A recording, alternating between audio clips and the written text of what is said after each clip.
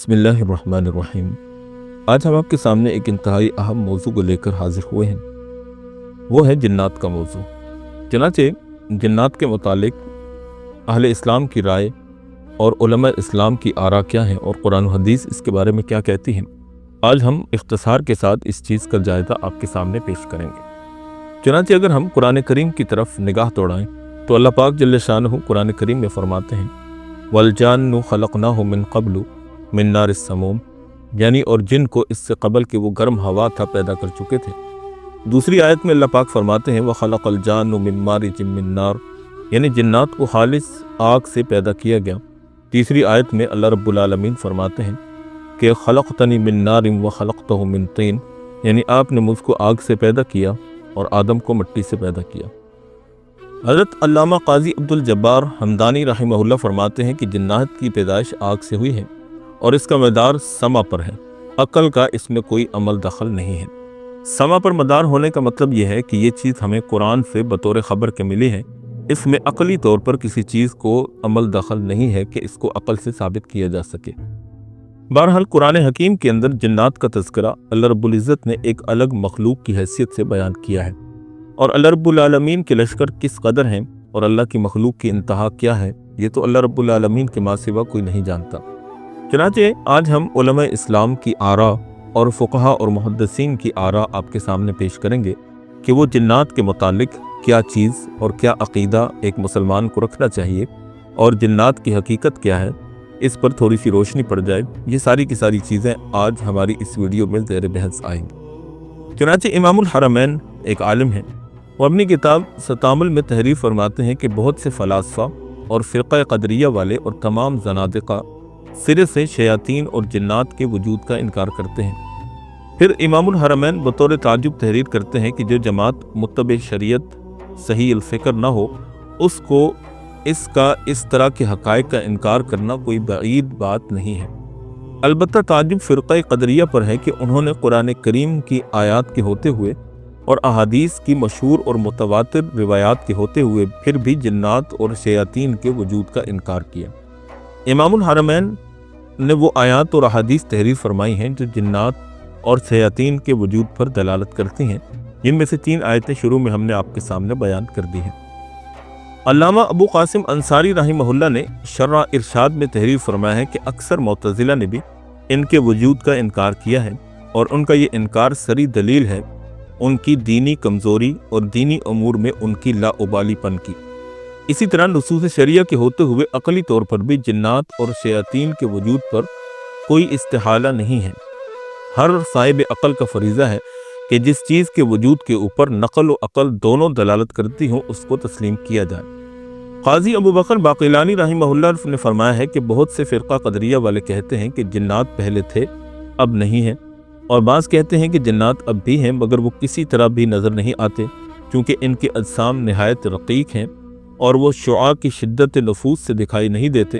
بعض کہتے ہیں کہ ان کے دکھائی نہ دینے کی وجہ یہ ہے کہ ان کا کوئی رنگ نہیں ہے۔ پھر امام الحرمین نے فرمایا کہ جنات و شیاطین کے وجود پر آیات و احادیث سے استدلال کرنا ایک طرح سے تکلف ہے، کیونکہ تمام علماء نے صحابہ کے زمانہ میں اور تابعین کرام کے زمانہ میں جنات اور شیاطین کے وجود پر اجماع نقل کیا ہے اور ان کے شر سے خدا کی پناہ چاہی ہے۔ پھر فرمایا کہ اس قسم کے اتفاق و اجماع کا مقابلہ انکار سے کرنا دیندار آدمی کا کام نہیں ہے، اور اس بات میں متعدد شواہد اور آیات اور احادیث نقل کی ہیں۔ امام الحرمین رحمہ اللہ فرماتے ہیں کہ جو آدمی ان استدلالات کے ہوتے ہوئے بھی جنات کے وجود کے انکار سے باز نہ آئے، وہ آدمی متہم فی الدین اور دائرہ اسلام سے خارج ہے، جبکہ جنات و شیاطین کے وجود کو تسلیم کرنے سے عقلی اصول و قضاء پر بھی کوئی زد نہیں آتی۔ وجود جنات کے منکرین اپنے باطل دعوے کی اس بات میں استدلال کرتے ہیں کہ جنات ہمارے سامنے آتے ہیں اور ہم ان کو دیکھ نہیں پاتے، حالانکہ جنات اگر چاہیں تو وہ ہمارے سامنے اپنی ایسی صورت بنا کر آ سکتے ہیں کہ جس کو ہم بتکلف دیکھ سکتے ہیں۔ ان کا کسی ظاہری صورت میں دکھائی نہ دینا دلیل ہے کہ جنات کوئی شے ہیں۔ ان حضرات کا یہ استدلال بالکل محمل اور لغو ہے۔ اس طرح کا استدلال وہی شخص کر سکتا ہے جس کو مقدرات عجیبہ پر یقین کامل حاصل نہ ہو اور بدیع السماوات والارض یعنی زمین اور آسمان کے پیدا کرنے والے کو اس کے گوشے عقل سے اوجھل ہو گیا ہو۔ اور جنات کے بارے میں یہ نظریہ ان کو یہاں تک چونکہ بقول ان کی جو چیز نظر نہ آئے موجود ہی نہیں ہے، اور واضح رہے کہ جس شخص کا بھی یہ رویہ ہوگا وہ دائرہ اسلام سے خارج ہوگا۔ امام الحرمین نے جنات کے وجود پر جن آیات اور احادیث سے استدلال کیا ہے ان کو اس جگہ پر ہم آپ کے سامنے بیان نہیں کرتے، اس لیے کہ پھر بات بہت لمبی اور طویل ہو جائے گی۔ اسی لیے بطور استشہاد کے ہم نے آپ کے سامنے شروع میں 2-3 آیتیں بیان کر دیں۔ اب ہم آتے ہیں وجود جنات کے اس بات پر مختلف علماء کی تحقیقات۔ سب سے پہلے قاضی عبد الجبار فرماتے ہیں کہ وجود جنات پر صرف نقلی دلیل ہے، عقلی دلیل نہیں ہے، کیونکہ جنات اجسام غائبہ ہیں اور عقل اجسام غائبہ کو ثابت نہیں کر سکتی، کیونکہ ایک شے دوسری شے کے وجود پر اسی وقت دلالت کر سکتی ہے جبکہ ان کے درمیان کوئی علاقہ اور تعلق ہو، جیسا کہ فعل اور فاعل کا تعلق اور اعراض اور محال کا تعلق۔ یہ ساری اصطلاحات اہل علم اور علماء اور خاص کر جو لوگ عربی کو اور اصول کی کتابوں کو پڑھے ہوئے ہیں وہ اچھی طرح سمجھ سکتے ہیں۔ بس فعل کا اپنے وجود میں فاعل کی طرف محتاج ہونا دلیل ہے فاعل کے قادر اور خود مختار اور قائم بالذات ہونے کی، اور اس کا فاعل اور مختار ہونا دلیل ہے اس کے زندہ ہونے کی، اور اس کا زندہ ہونا دلیل ہے اس کے سمیع اور بصیر ہونے کی۔ فعل کا دلالت کرنا اپنے فاعل پر یہ دلالت ہے کہ وہ قادر بھی ہے، زندہ بھی ہے، سمیع یعنی سننے والا بھی ہے، بصیر یعنی دیکھنے والا بھی ہے۔ اس سے معلوم ہوا کہ اس طرح کی دلالت کا مدار علاقہ یعنی تعلق پر ہے۔ کیونکہ اجسام غائبہ کو معلوم کرنے کے لیے عقل کے پاس کوئی ذریعہ نہیں ہے، اس لیے کہنا پڑے گا کہ جنات کے وجود کا اس بات نقل پر موقوف ہے۔ نقل پر موقوف ہونے کا مطلب یہ ہے کہ قرآن اور حدیث سے ہی ہمیں پتہ چلے گا، اس کے علاوہ عقلی طور پر کوئی ایسی چیز اور ایسا آلہ موجود نہیں ہے جو جنات کے وجود کو ثابت کر سکے۔ اسی طرح شیخ الاسلام علامہ ابن تیمیہ رحمہ اللہ فرماتے ہیں کہ مسلمانوں کی تمام جماعتیں جنات کے وجود کو تسلیم کرتی ہیں، اور اہل کتاب یعنی یہود و نصارہ بھی وجود جنات کے قائل ہیں، اگرچہ ان میں کچھ لوگ اس کا انکار بھی کرتے ہیں، جیسا کہ مسلمانوں میں بھی بعض لوگ اس کا انکار کرتے ہیں، جیسا کہ جہمیہ اور معتزلہ اور قدریہ وغیرہ۔ جو لوگ جنات کے وجود کے منکر ہیں ان کے ائمہ اور مقتدیان کرام البتہ وجود جنات کے قائل ہیں اور ان سے انکار ثابت نہیں ہے۔ آگے علامہ ابن تیمیہ فرماتے ہیں کہ وجود جنات کی خبریں تمام انبیاء علیہم السلام سے مروی ہیں، ہر نبی نے ان کے وجود کے بارے میں خبر دی ہے، اور یہ خبریں حد تواتر کو پہنچی ہوئی ہیں۔ سب جانتے ہیں کہ جنات زندہ ہیں اور عقل و شعور رکھتے ہیں اور اوامر اور نواہی کے مکلف ہیں، یعنی اللہ کے احکام پر عمل کرنے کے وہ بھی اسی طرح مکلف ہیں جیسے انسان ذمہ دار ہیں۔ اور بعض بددین جو کہتے ہیں کہ یہ احوال و اعراض ہیں جو انسان کے ساتھ قائم رہتے ہیں، ان کا یہ قول سراسر باطل اور گمراہی ہے، جبکہ وجود جنات کی خبریں ہر نبی سے منقول ہیں، حد تواتر تک پہنچی ہوئی ہیں، ہر خاص و عام جانتا ہے، تو انبیاء علیہ السلام پر ایمان رکھنے والی جماعتوں کے لیے اس کے انکار کی گنجائش نہیں ہے۔ اگر ہم وجود جنات کے بارے میں فلاسفہ قدیم اور جدید کی بات کریں تو فلاسفہ قدیم و جدید تقریباً سب ہی وجود جنات کے قائل ہیں، مگر کچھ جاہل اور بددین فلاسفہ اور اطباء وغیرہ وجود جنات کے منکر ہیں، اور فلاسفہ میں جو اونچے درجے کے لوگ ہیں ان میں سے بعض تو وجود جنات کے مذہبی اور بعض سے دیگر قسم کے اقوال منقول ہیں۔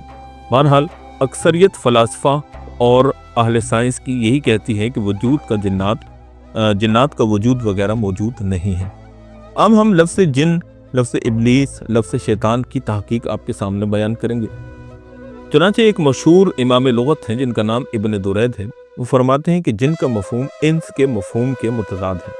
کہا جاتا ہے جنت اللیل ثلاثی مجرد سے، اجنہ ثلاثی مزید سی باب افعال سے، جنہ علیہ، یہ سب کلمان غطاء یعنی چھپانے کے معنی میں استعمال ہوتے ہیں، اور ہر وہ شے جو نظر نہ آئے اس کو جن کہا جا سکتا ہے، یعنی جن کے اندر پوشیدگی اور چھپے ہونے کا معنی پایا جاتا ہے۔ چنانچہ ایک شاعر کہتا ہے یلعبن احوالی من حنی و جن، یعنی ہر قسم کے جنات میرے احوال سے کھلواڑ کرتے ہیں۔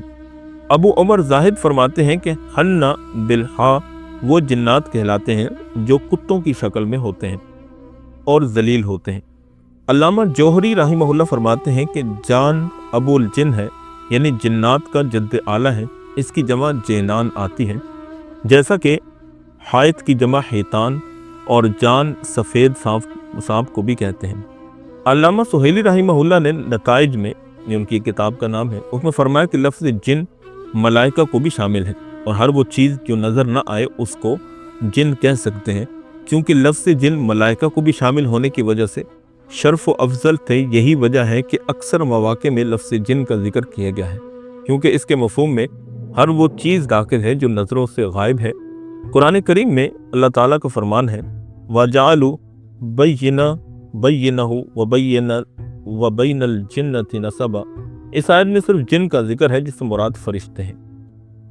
इब्न अकील फरमाते हैं कि जिन को जिन इसलिए कहते हैं कि वो नज़रों से गायब रहते हैं। इसीलिए बच्चे को जब कि माँ के पेट में हो उसे जिनीन कहा जाता है, क्योंकि वो भी नज़रों से ओझल होता है। और जुन्नतुन ढाल, उसको भी इस वास्ते कहते हैं कि ये मुजाहिद की हिफाजत करती है। और मिजनुन खोद, यानी लोहे की टोपी जिसको लड़ाई के वक़्त इस्तेमाल करते हैं, ये भी जिन ही से मुश्तक है। अगर कोई यूँ कहे कि मलाइका भी नज़रों से गायब रहते हैं, उनको भी जिन ही कहना चाहिए, उनको मलाइका क्यों कहते हैं? इसका जवाब ये है कि अस्माए मुश्तक़ा में तनाक़ुज़ नहीं होता। जैसा कि ख़ाबिया मशकीज़ा को कहते हैं मटका, क्योंकि ये खबी उन से मुश्तक है और खबी उन के माना छुपाने के आते हैं और इसके अंदर भी चीज़ छुप जाती है। लिहाजा इसकी तारीफ़ लफ्ज़ संदूक से नहीं लौट सकती, क्योंकि संदूक के अंदर भी छुपाते हैं, और ना ही संदूक को खाबिया कह सकते हैं, अगर जो मफ़हूम दोनों का एक ही है। लिहाजा ये इब्न उकैल की बात जो है ये काफ़ी वज़नदार मालूम होती है। शैतान नाफरमान जिन्नात को कहते हैं। ये इब्लीस की औलाद हैं और इनको मरदातुन यानी मरदूद जिन्नात कहा जाता है, जो ज़्यादा सरकश हैं और ज़्यादा गुमराह हैं। ये जिन्नात इब्लीस के मुआविन हैं, जो इसके निगरानी में गुमराही का काम सर अंजाम देते हैं। इन्हीं को शयातीन के आवान और मददगार भी कहते हैं। अल्लामा जौहरी ने फरमाया कि हर सरकश नाफरमान, चाहे इंसान हो या जिन हो या जानवर हो, उसको शैतान कहा जाता है। इब्न जरीर कहते हैं, एक अरबी शेर है जिसका तर्जुमा ये है, जिस ज़माना में वो औरतें मुझे गज़ल ख्वानी की वजह से शैतान कहा करती थी, उसी ज़माना में मेरे शैतान होने के बावजूद मुझे मोहब्बत करती थी। और अहले अरब सांप को भी शैतान कहते हैं। किसी शायर ने अपनी ऊँटनी की तारीफ़ करते हुए कहा, जिसका तर्जुमा ये है, यानी मेरी हज़रमी ऊँटनी बार बार इस तरह उछलती है जैसा कि सांप चटियल मैदान में पेचोताप खाता हुआ जा रहा हो। यहाँ भी उन्होंने शैतान का लफ्ज़ जो है वो सांप के लिए इस्तेमाल किया। इसी तरह बहुत सी जगहों में शैतान का लफ्ज़ जो है वो सरकशी के तौर पर इस्तेमाल किया जाता है। काजी अबू लैला रहिमहुल्लाह फरमाते हैं कि शयातीन खबीस और रांदा दरगाह जिन्नात का नाम है, और बुरे आदमी को मारिद भी कहते हैं, और कभी बुरे आदमी को शैतान भी कह देते हैं। कुरान करीम में शैतान मारिदिन यानी धुतकारा हुआ शैतान का लफ्ज़ और ताबीर इस्तेमाल हुई है। अल्लामा जौहरी फरमाते हैं कि अरब वाले बोलते हैं शतना अनहु यानी दूर हो गया, अश्तनहु यानी दूर कर दिया गया। इब्न सुकैत फरमाते हैं कि अरब वाले कहते हैं शतनहु यशतुनुहु शतनन, जब कोई शख्स अपनी नीयत बदल दे। शतून वो कुआं जो बहुत गहरा हो, व नवा शतून यानी दूर करने की नीयत करने वाला। अब हम आते हैं इब्लीस के लफ्ज़ की तहकीक की तरफ। इब्न दुरैद रहमतुल्लाह फरमाते हैं कि कुछ अहले लुगत की राय यह है कि इब्लीस मुश्तक है इबलास से। इबलास के माना मायूस होने के आते हैं, क्योंकि शैतान भी अल्लाह की रहमत से मायूस है। अरब वाले कहते हैं अबलसर रजुलु अबलासन साफहु मुबलिसन, जब कोई मायूस हो जाए। इसी तरह बाज़ उलमा ये कहते हैं कि इब्लीस का ये नाम उस वक़्त रखा गया जब वो अल्लाह ताला के दरबार से मरदूद हो चुका था। हज़रत अब्दुल्लाह बिन अब्बास फरमाते हैं कि जब तक इब्लीस मलाइका के साथ रहा उस वक़्त तक उसका नाम अज़ाज़ील रहा। फिर जब वो मलऊन हो गया तो इब्लीस कहा जाने लगा, और ये 4 परों वाले फरिश्तों में से था। और अबुल मुसन्ना से मरवी है कि इब्लीस का नाम नाइल था। जब वो मग़ज़ूब हुआ तो शैतान कहा जाने लगा। इब्न अब्बास रज़ियल्लाहु तआला अन्हुमा से मरवी है कि जब इब्लीस ने नाफरमानी की तो मलऊन हुआ और शैतान बन गया। हज़रत इमाम सुफियान सौरी रहमतुल्लाह से मरवी है कि इब्लीस की कुनियत अबू कदूस है। अबुल बका फरमाते हैं कि इब्लीस अजमी लफ्ज़ है, अजमा और मारफा होने की वजह से ये गैर मुनसरिफ है। और एक ज़ईफ़ कौल ये भी है कि वो अरबी लफ्ज़ से मुश्तक है, इबलास से मारफा होने की वजह से गैर मुनसरिफ है, और जैसा कि कोई इसम नहीं है, इस जैसा कोई और इसम और नाम नहीं है, मगर ये बात मुसल्लमा तौर पर साबित नहीं है। अल्लामा इब्न अब्दुल बर रहमहुल्लाह फरमाते हैं कि अहले इल्म के नज़दीक जिन्नात के चंद दर्जे हैं। जब खालिस जिन बोलना मकसूद हो तो जिन कहते हैं, जब आबादी में रहने वाले जिन्नात मुराद होते हैं तो आमिर कहते हैं, इसकी जमा अम्मार है, और बच्चों को सताने वाले मुराद हों तो अरवाह कहते हैं, और जो बहुत ही शरीर हो उनको मारिद कहते हैं, और जो सबसे ज़्यादा मक्कार हो उसको इफरीत कहते हैं, और इसकी जमा अफारीत आती है। अब हम आते हैं जिन्नात की पैदाइश की तरफ। हज़रत अब्दुल्लाह बिन अमर बिन आस रज़ियल्लाहु तआला अन्हुमा से मरवी है, वो फरमाते हैं कि अल्लाह ताला ने जिन्नात को आदम अलैहिस्सलाम के पैदा करने से 2000 साल पहले पैदा किया। हज़रत अब्दुल्लाह बिन अब्बास रज़ियल्लाहु तआला अन्हुमा से मरवी है, वो फरमाते हैं कि जिन्नात ज़मीन पर रहते थे और फरिश्ते आसमान पर, और ज़मीन व आसमान इन्हीं से आबाद थे, और हर आसमान के अलग अलग फरिश्ते हैं, और हर आसमान वालों की अलग अलग तस्बीह है, और हर ऊपर वाले आसमान के फरिश्ते नीचे आसमान वालों से ज़्यादा ज़िक्र व तस्बीह करते हैं। चुनांचे ज़मीन जिन्नात से आबाद थी और आसमान फरिश्तों से आबाद है, और बाज़ हज़रात की राय यह है कि ज़मीन जिन्नात से 2000 साल तक आबाद रही, और बाज़ कहते हैं कि 40 साल तक आबाद रही। हज़रत इब्न अब्बास से मरवी है कि वो फरमाते हैं कि अल्लाह ताला ने अबुल जिन को पैदा किया भड़कते हुए शोले से। फिर अल्लाह ताला ने उससे पूछा कि तेरी तमन्ना क्या है? उसने कहा कि हमारी तमन्ना यह है कि हम सब को देख लें और हम किसी को नज़र न आए, और मरने के बाद तहत सरा के नीचे चले जाएं, और हमारे बूढ़े जवान हो जाएं। इसकी ये तमन्ना पूरी कर दी गई। वो सबको देखते हैं और ख़ुद किसी को नज़र नहीं आते, और मरने के बाद तहत सरा 7 ज़मीनों के नीचे एक मकाम का नाम है, वहाँ चले जाते हैं, और उनको बुढ़ापे से पहले मौत नहीं आती, यानी अर्ज़ल उम्र, यानी बुढ़ापे को पहुँचने के बाद मौत आती है। और अल्लाह ताला ने आदम अलैहिस्सलाम को पैदा फरमाकर उनसे पूछा कि तुम्हारी तमन्ना क्या है? तो उन्होंने कहा कि जन्नत में रहना पसंद करता हूँ, लिहाजा उनको जन्नत अता कर दी गई। हज़रत इब्न इसहाक़ रहमहुल्लाह से मरवी है, वो फरमाते हैं कि अल्लाह ताला ने जिन्नात को पैदा फरमाकर उनको दुनिया आबाद करने का हुक्म दिया। उन्होंने खुदा की इबादत करना शुरू कर दी, यहाँ तक कि जब एक तवील अरसा गुजर गया तो उन्होंने नाफरमानी शुरू कर दी और आपस में खून बहाने लगे। और उनमें एक बादशाह था जिनका नाम यूसुफ था, उनको कत्ल कर दिया। तो अल्लाह ताला ने उनको बर्बाद करने के लिए आसमान दुनिया से फरिश्तों का एक लश्कर भेजा जिसका लक़ब जिन था। इन्हीं में इबलीस भी था और उनकी तादाद 4000 थी। उन्होंने तमाम जिन्नात को ज़मीन से भगा दिया और दरिया के जजीरों में छोड़ दिया, और वो फरिश्ते और इबलीस ज़मीन पर रहने लगे। हज़रत हबीब बिन साबित रज़ियल्लाहु तआला अन्हु फरमाते हैं कि इबलीस और उसका लश्कर आदम अलैहिस्सलाम के पैदा होने से 40 साल पहले तक ज़मीन पर रहे। हज़रत मुजाहिद रहमहुल्लाह से मरवी है, वो फरमाते हैं कि इबलीस आसमान दुनिया और ज़मीन का बादशाह था, और अल्लाह ताला ने रफ़ी आला में ये तय फरमा रखा था कि हम अनकरीब ज़मीन पर अपना खलीफा पैदा करेंगे। इबलीस को इसकी इत्तला हो गई, उसने पढ़ लिया कि यह खलीफा मलाइका में से नहीं होगा। चुनांचे जब अल्लाह ताला ने इसका तज़किरा फरिश्तों से किया तो इबलीस ने फरिश्तों से कहा कि इस खलीफा के लिए मलाइका को सजदा का हुक्म दिया जाएगा, और अपने दिल में ये सोच लिया कि मैं तो इसको हरगिज़ सजदा नहीं करूँगा। और मलाइका को ये भी बतला दिया कि ये खलीफा खून बहाएगा और ज़मीन में फसाद बर्पा करेगा। जब अल्लाह ताला ने फरिश्तों से कहा कि मैं ज़मीन में अपना खलीफा बनाऊँगा, तो उनको इबलीस की बात याद आई। उन्होंने फ़ौरन कहा कि आप ऐसी मखलूक पैदा कर रहे हैं जो ज़मीन में फसाद बर्पा करेगी। हज़रत इब्न अब्बास से मरवी है, वो फरमाते हैं कि जब अल्लाह ताला ने आदम अलैहिस्सलाम को पैदा करने का इरादा किया और फरिश्तों से इसका तज़किरा किया, तो उन्होंने कहा आप फसाद बर्पा करने वाली मखलूक बना रहे हैं। और ये इस वास्ते से कहा कि फरिश्ते ज़मीन पर ख़ुद रहना पसंद करते थे और ज़मीन पर इबादत करने से राज़ी थे। इब्न अब्बास फरमाते हैं कि मलाइका आलिमुल गैब नहीं हैं। उन्होंने इब्न आदम के आमाल को जिन्नात के आमाल पर क़यास करते हुए कहा था कि ये इसी तरह फसाद करेंगे जिस तरह जिन्नात ने फसाद किया था, और इसी तरह खूनरेज़ी करेंगे जिस तरह जिन्नात ने अपने बादशाह को कत्ल किया था जिसका नाम यूसुफ था, जो कि पीछे हम आपके सामने बयान कर चुके हैं। इब्न अब्बास से ये भी मरवी है, वो फरमाते हैं कि अल्लाह ताला ने जिन्नात की तरफ अपने रसूल मबूस किए थे। उन्होंने खुदा की इबादत का हुक्म दिया और शिर्क से बाज रहने की तालीम दी, और आपस میں خون ریزی سے ڈرایا دھمکایا۔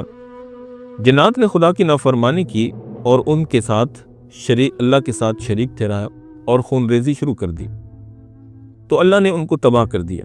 پھر جب اللہ تعالیٰ نے آدم علیہ السلام کی پیدائش کا تذکرہ کیا تو فرشتوں نے آدم علیہ السلام کو جنات پر قیاس کرتے ہوئے کہا کہ یہ بھی خون ریزی کرے گا اور کفر اور شرک میں مبتلا ہوگا۔ اللہ تعالیٰ نے ان کے باطل قیاس کو رد فرمایا اور کہا کہ جو میں جانتا ہوں تم نہیں جانتے۔ چنانچہ فرشتوں کو ندامت ہوئی اور وہ ڈر سے کہ کہیں یہ نافرمانی نہ ہو اور خدا سے زیادہ استغفار کرنے لگے اور عرش کے چاروں طرف استغفار کرتے ہوئے گھومنے لگے اور اپنی اس تقصیر پر یعنی گناہ پر معافی مانگنے لگے۔ اللہ تعالیٰ بار بار فرما رہے تھے کہ جو میں جانتا ہوں تم نہیں جانتے، میں جانتا ہوں آدم اور اس کی اولاد زمین کے باشندے ہوں گے اور اس کو آباد کریں گے اور تم آسمانوں کو آباد کرو گے۔ حضرت آدم علیہ السلام، شیطان اور حضرت آدم علیہ السلام کا مکمل واقعہ ہم آدم علیہ السلام والی ویڈیو میں بیان کر چکے ہیں، اس کو آپ ہمارے چینل پر جا کر پلے لسٹ کے اندر ملاحظہ فرما سکتے ہیں۔ ابن جریج فرماتے ہیں کہ جب اللہ تعالیٰ نے ملائکہ کے سامنے تخلیق آدم کا تذکرہ کیا تو انہوں نے سن کر کہا کہ آپ فساد پیدا کرنے والی مخلوق پیدا کر رہے ہیں۔ اللہ تعالیٰ نے کہا کہ جو میں جانتا ہوں تم نہیں جانتے اور میں تمہارے ظاہر و باطن سے اچھی طرح باخبر ہوں۔ تو فرشتوں نے آپس میں کہا کہ اللہ تعالیٰ ہم سے زیادہ مکرم اور معظم مخلوق پیدا نہیں فرمائے گا اور ہم کو جو علم دیا گیا ہے وہ اس کو نہیں ملے گا۔ پھر جب اللہ تعالیٰ نے آدم علیہ السلام کو پیدا فرمایا اور فرشتوں کو سجدہ کا حکم دیا گیا تو ان کا یہ گمان بھی ختم ہو گیا کہ ہم ہی زیادہ مکرم ہیں، مگر یہ گمان اب بھی رہا کہ ہم زیادہ علم والے ہیں۔ پھر جب اللہ تعالیٰ نے تمام اشیاء کے اسماء یعنی نام پیش کیے اور ان کو شمار کرنے کا حکم دیا گیا تو فرشتے شمار کرتے کرتے عاجز رہے اور آدم علیہ السلام نے بالترتیب سب سنا دیے، تو ان کا یہ گمان بھی ختم ہو گیا کہ ہم ہی زیادہ علم والے ہیں۔ علامہ جار اللہ زمخشری رحمہ اللہ نے اپنی کتاب ربیع الابرار میں تحریر فرمایا ہے کہ ابو ہریرہ رضی اللہ تعالی عنہ سے نقل کیا گیا ہے کہ اللہ تعالیٰ نے 4 قسم کی مخلوق پیدا فرمائی: ملائکہ، شیاطین، جنات، انسان۔ پھر اس کے 10 حصے کیے، 9 حصے ملائکہ اور 1 حصہ شیاطین، جنات، انسان۔ پھر ان تینوں کے 10 حصے کیے تو 9 حصے شیاطین، 1 حصہ جنات، انسان۔ پھر جنات و انسان کے 10 حصے کیے، 9 حصے جنات، 1 حصہ انسان۔ اسی طرح پر انسان کو تمام مخلوق سے ایسی نسبت ہے جیسے کہ 1 کو 1000 سے، اور جنات کو ایسی نسبت ہے جیسے 9 کو 1000 سے، اور شیاطین کو ایسی نسبت ہے جیسی 90 کو 1000 سے۔ امید ہے کہ آپ کو ہماری یہ ویڈیو پسند آئی ہوگی۔ یہاں پر ایک بات ملحوظ رکھیے گا کہ ہم نے یہاں پر صرف اہل اسلام کا موقف جنات کے بارے میں بیان کیا ہے۔ اس کے وجود پر تفصیلی دلائل، قرآنی آیات، ان کی تشریحات اور تفسیری روایتیں، اور اس کے علاوہ جو ہے وہ متواتر اور صحیح احادیث اور ان احادیث کی مستند حوالوں کے ساتھ تشریح اور توضیح، اور اسی طرح جو لوگ جنات کے وجود کے منکر ہیں ان کے دلائل اور ان کا رد ہم نے یہاں پر بیان نہیں کیا۔ اس ویڈیو کا بنیادی مقصد صرف مسلمانوں کو اپنے ایمان و عقیدے کی جڑ اور بنیاد فراہم کرنا تھا کہ ایک مسلمان کا جنات کے بارے میں کیا عقیدہ ہے، اور اہل اسلام مجموعی طور پر اتفاقی طور پر جنات کے متعلق کیا عقیدہ رکھتے ہیں۔ تو آپ لوگوں کی علم میں اضافے کے لیے اس چیز کو بنایا گیا۔ اگر آئندہ کبھی ضرورت پیش آئی تو انشاءاللہ ہم جنات کے وجود پر عقلی اور نقلی دلائل بھی بیان کریں گے اور مکمل تشریحات کے ساتھ آپ کے سامنے پیش کریں گے۔ اگر آپ کو یہ ویڈیو پسند آئی تو امید ہے کہ آپ کو بہت کچھ نیا سیکھنے اور جاننے کو ملا ہوگا۔ ہمارے چینل کو سبسکرائب ضرور کر دیجیے گا اور اپنے دوست و احباب میں شیئر بھی کیجیے گا، اور کمنٹ سیکشن میں اپنی رائے کا اظہار کر کے ہمیں مزید موٹیویٹ کیجیے گا تاکہ ہم بہتر سے بہتر کنٹینٹ آپ کے سامنے پیش کریں، کہ آپ کی حوصلہ افزائی سے، آپ کی سپورٹ سے ہمیں بہت حوصلہ افزائی ملتی ہے اور ہمیں کام کرتے ہوئے بہت ہی زیادہ لگن اور جوش اور جذبے کا جو ہے وہ ایک احساس پیدا ہوتا ہے، جس سے ہم آپ کے سامنے بہتر علمی مواد پیش کرنے کے قابل ہوتے ہیں۔ اللہ پاک ہم سب کا حامی و ناصر ہو۔ وآخر دعوانا ان الحمد للہ رب العالمین۔